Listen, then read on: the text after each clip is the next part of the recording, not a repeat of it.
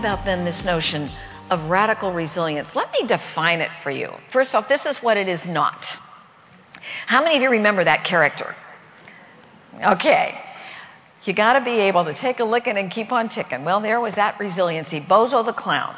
The traditional definition of resiliency is to do what? It is to bounce back. It is to bounce back. And that's exactly what happened with that image, Bozo the Clown.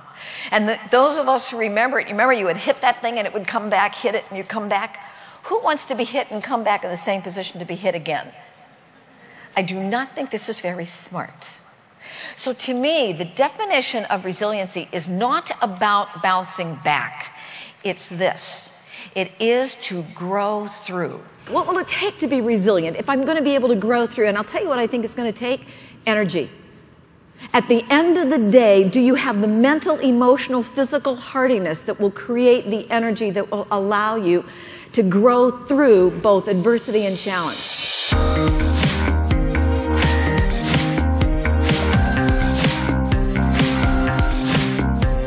Let's talk about what are the traits of what I think is a radically resilient leader. And I'm taking it from a leadership perspective, which is the background that I come from. There are four of them. Here's the first one. The first one is adaptability. Now, Rick used this term with you, requisite variety. We all say, yes, Eileen, to be resilient, I have to be adaptable. Requisite variety moves it to a far greater level. What requisite variety says, if you listen to what Rick said, it means that the organism with the greatest number of responses to any situation is the one that survives. So in other words, if you and I were playing chess, and I only knew 2 chess moves, and you knew 22 chess moves, who's going to win the chess game, you or me? You're going to win it, aren't you? So my notion of adaptability is how many ways can I find to respond to a given situation. Here's the second skill. The second skill is agility. It's speed coupled with wisdom. 2 very important parts. How fast can I get that the world is changing around me? How quickly can I make those reports? And how can I do it with wisdom? The third part, which I think is a critical resiliency skill, is laughability.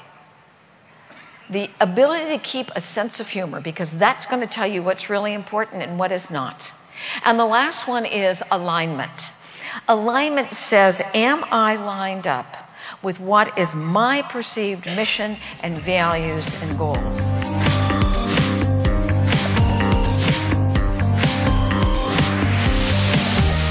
We suffer from something called SAD, situational attention deficit disorder. Now, I hope you notice, by the way, the pronoun that I'm using is we.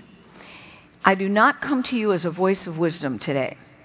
I come to you as a fellow pilgrim on this journey that we call life. And sometimes I think I understand this well, and other times, quite frankly, I stink. And my husband says, Eileen, read your book. So as I'm talking out loud to you, I'm talking out loud to myself. And so when I think of this suffering, this ailment called SAD, I'm going to describe some of the symptoms. And so that I don't feel like I'm alone, if you experience these symptoms, would you please say, oh yeah. Can you do it? Oh, yeah. All right. So here's some of the symptoms. You walk into a room. You stand there and you think, I came in here for a reason.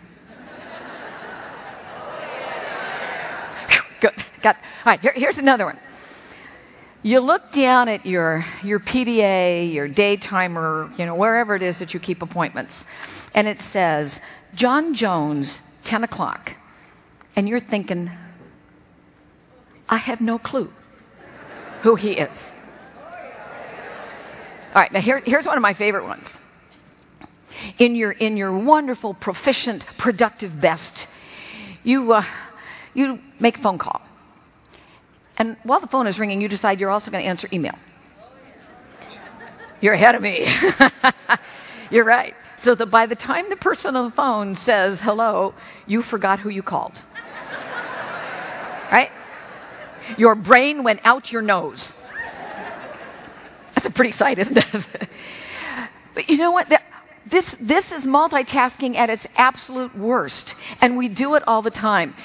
The first research that was done on this actually came from the University of London, and they're continuing to track this, that when we try to multitask that way, particularly because you're asking your brain to do a bunch of different things. You got a visual component that's going here.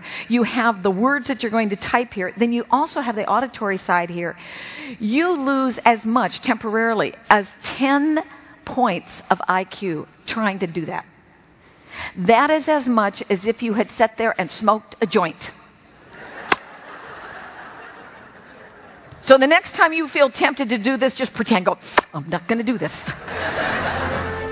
Now, Eileen, I read up a little bit about you. You're a public speaker. You're a business consultant. I'm curious, at what point, when were you walking in the woods when kind of the light bulb clicked and you said, hey, wait a second, it's all the same thing. Hiking, working, life, it's all the same thing. Well, it actually clicked about 7 years ago when I was on a very difficult trek with my husband, and I either had to find meaning there or I was going to kill him. So, yeah, that was the way it was. But, you know, I just started to make some notes, and as I was making notes, I said, you know what, there is meaning here. Like pack out your garbage. Your prior guest talked about green. Well, you know what? We have garbage that we hang on to in relationships, in business. You know what? That's not only in the physical world, it's also in the emotional world. So I thought that there would be lessons that I could see the similarities. And you know what? It all goes together. This is one life that we've got. We need to blend it together beautifully.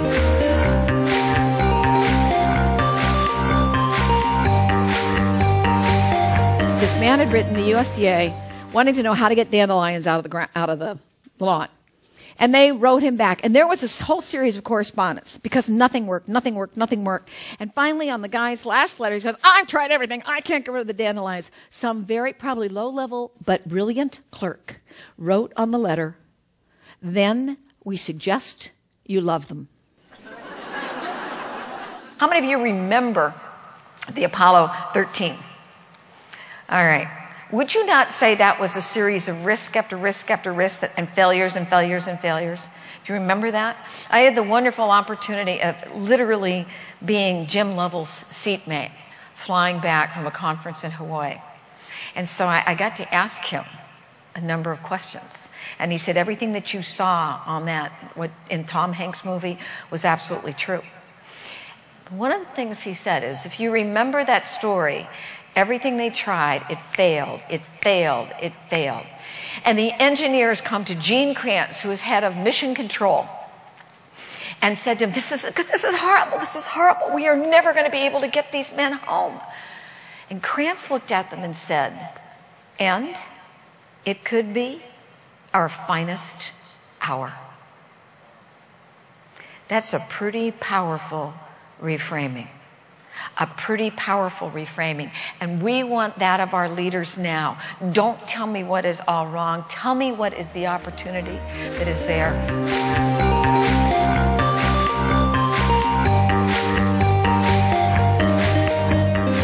Let's talk about passion for a minute. You've heard this word used a number of times while we're here today. And when we think about passion, what organ of the body do you think of? The heart. Here's the heart. This heart is an amazing pump. There are 60,000 miles of veins, capillaries, and arteries in our heart. 60,000 miles. That is 20 round trips across the United States. And one of the things that we're seeing in the research that we're knowing about the heart is that the heart has an extraordinary energy field. Do you know it is 5,000 times the energy field of the brain? 10 feet away, I can measure the energy of a heart. And when we think about being remarkable, when we think about getting people who will help us as mentors, people in a network, you know what they respond to? Heart energy. Have you ever gone into a room and the energy is negative? You can feel it? You go, whoa, something's happening here. Don't know what, but I'm backing out. Didn't come from the brain. It came from the heart. It came from the heart. And the reason I think the heart is so important to us, we think with the heart. It is our intuition. And intuition is becoming more and more valuable in the marketplace. First and foremost, you are a practice community family. How many of you are here for the first time? Wow, would you look at that. Practice community. Do you not know when you bring new people into the fold, they sit there and say, God, they speak a language I'm not sure I understand? Because practice communities have their own language. You know, upline, downline. You know, you have all of these. When in network marketing, you've got a whole different language that you learn. And of course, as an Arbonne family, you have a whole different line of products. I mean, it is probably only few of the chosen who actually know that RE9 is not part of the tax code. That's only because you haven't gotten to them yet. And you have your rites of passage. I mean, you have your rites of passage with that wonderful white Mercedes, which frankly is a far classier color than pink.